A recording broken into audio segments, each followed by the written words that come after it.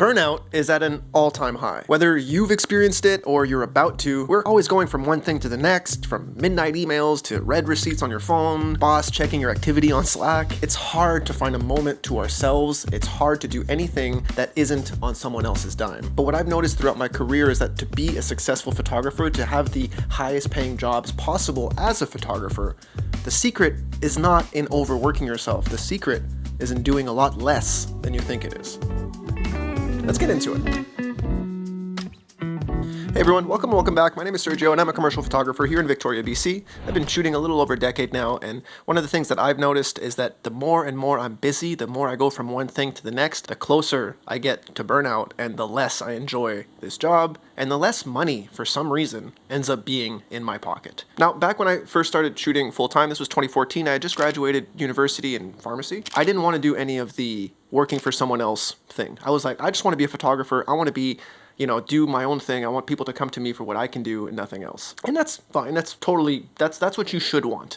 But it's a lot easier said than done. It's a lot easier to just want those things than to actually have them happen. I was a photographer. I knew a couple things. I knew how to light things. Like, I knew the technical parts of the camera. But one of the things I definitely didn't know is how to run a business. And if you're a photographer as a business, if you're trying to make money as a business, as a photographer, you're wearing a whole lot more hats than just the photography one and just the editing one. It's more than just marketing. It's more than just reaching out to people. It's a 24/7 nonstop job. So to be busy and to have a lot on my plate, I saw this like Instagram post a little while ago. It was, I'm not going to complain about having too much on my plate when my goal was to eat. I like that. I think that's a really fun little saying. But the thing is, the more and more you have on your plate, the less you'll be able to finish it, and the less you'll actually be able to attack each section appropriately or enjoy each section appropriately. Actually, if we go a bit further, when I was a kid, I would always start with the outside of the plate and work my way towards the best part of the plate. Like, let's say it was a plate of pasta and the middle had all the cheese. I would eat the outside and I would work my way to the middle. But because I'm a small person, I would always get full by the time I got to the middle, so I would never actually end up eating the best part of the meal. So if you can apply that to your photography, just realize that if you spread yourself too thin, you'll never actually get to the nugget. You'll never actually get to the good stuff. So just focus on the good stuff first. Back then, I just wanted to be busy. I wanted more and more and more. Someone's going to pay you $200 to spend an hour with them to take their photos. Like, hell yeah, please. I'll just take any job. I'll say yes to everything because first of all, I wanted experience, but also I just wanted money. I wanted to be able to make this a career. If you're shooting at $200 a shot, it's going to be a whole lot of shoots before you can actually make enough money to make it to the end of the month. I'm pretty fortunate, if anything, because I can go back throughout, a lot of these videos, I pull up examples and photos from 2015, 2016, 2017, and I always have so many photos to choose from because I've been shooting so much in so many different situations, some better or worse, but I will say that it was when I was super busy, going from thing to thing to thing to thing to thing, that I had way less money than I do now, I had way less structure in my business, and I was way less happy than I am now. So there's a few ways that you can grow from actually working less, being lazier, doing less things, to making more money. If you're trying to make this work as a full-time photographer, you're going to shoot a lot of things that you might not necessarily want to shoot, and those things will lead to less and less enjoyment of this craft. I know you can try to focus on just enjoying the camera, but you don't need to shoot everything if you don't like shooting everything. It took me, a decade, maybe not a decade, but it took me a long time to realize that because I was just like, I need to say yes to everything. I might never get another yes. I might never get another inquiry. I know that if I say no to this,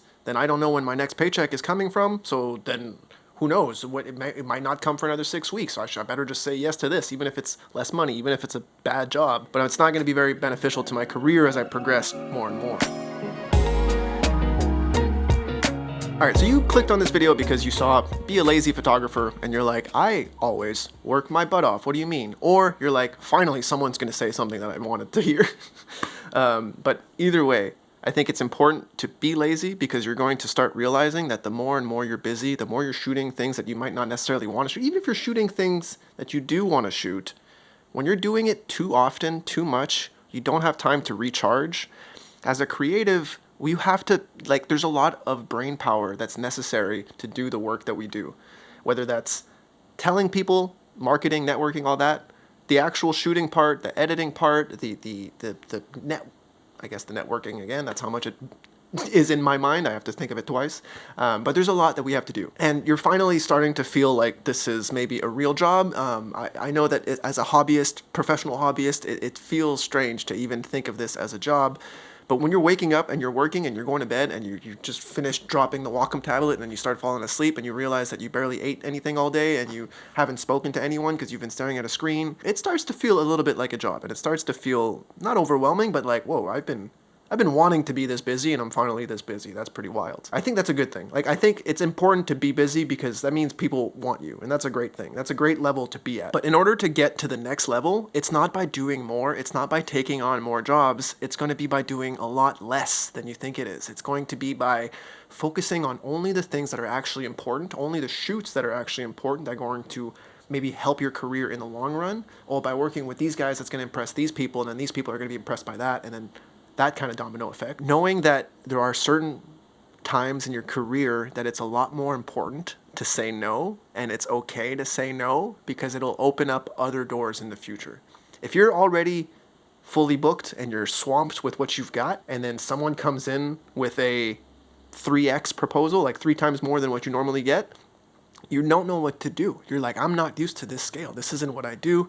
And now you're going to try to do your low-level stuff with this high-level client charging high-level money, and then you're like, I almost don't know what I'm doing, and then I'm going to under-deliver, and it's not going to work well because they're going to be expecting other people at that level, and you've only been doing it at this level, which is fine, but the busier and busier you are, it's impossible to break through to that next level because the most important thing to get there is to think to yourself and to have time where you're doing absolutely nothing so that all you do is creatively think and get inspired so that people can come to you for your vision.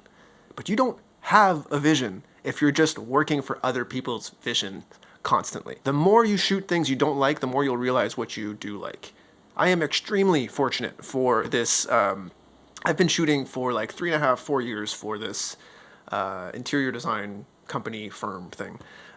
They're designers that also have like a storefront. And I've shot everything from like large couches to $1 million homes to $40 candles to tiny little spoons. And we've done like the whole gamut of home decor and houses and stuff like that. But it was never under my vision, let's say. It's never the way that I want to shoot it. It's just like they're stylists, they do the thing, they're like, all right, make it look the way we want it. And I do that. And that's great. And it keeps, my bills paid. But it's not what's going to land me the highest paying jobs in photography. It's going to get me the other jobs that look just like them or the other designers that want their stuff to look just like them, which is not where the money is hiding, I think.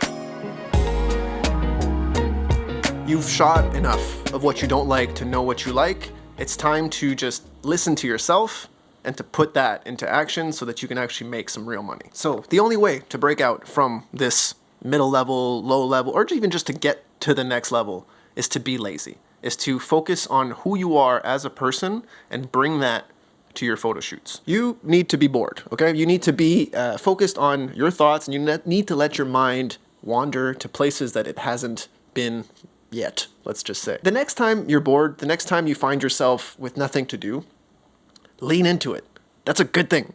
Be bored more often, be lazy more often, and listen to those weird thoughts. You're not your thoughts, don't be too attached to them, but just let your mind wander. Let it do its thing and see where it takes you. See what you can get out of those weird thoughts. Every now and then, you'll get a winner. They're not all winners, and definitely don't attach yourself too much to them. But I'm saying you'll never be in a position where you can listen to your thoughts if you're just working and you're going from one shoot to the next shoot, to the next shoot, to the next shoot. And again, that's what I've always wanted. I wanted to be busy. But the best paying jobs aren't paying me to expose an image, to be replaceable. They're paying me to be creative. And I'm not going to be creative if I'm always busy. So that's how you land the biggest jobs that you can in your photography. Here's that head nod. That's a weird, that was intense. Jesus Christ. I'm really leaning into this head nod thing. I don't know if I'll keep that in, but if I do, I don't know, you're welcome. If I do, leave it a like, please. Do it for me. And subscribe if you haven't, and I'll see you on Thursday. It's good to see you. Click over here for the last week's video on being a cheap photographer, or not last week's, but the last video on being a cheap photographer versus being a lazy photographer, because that's I don't know, apparently that wording worked for you to make it all the way to the end of the video, so you might have liked that one too. See you in a couple days. Later.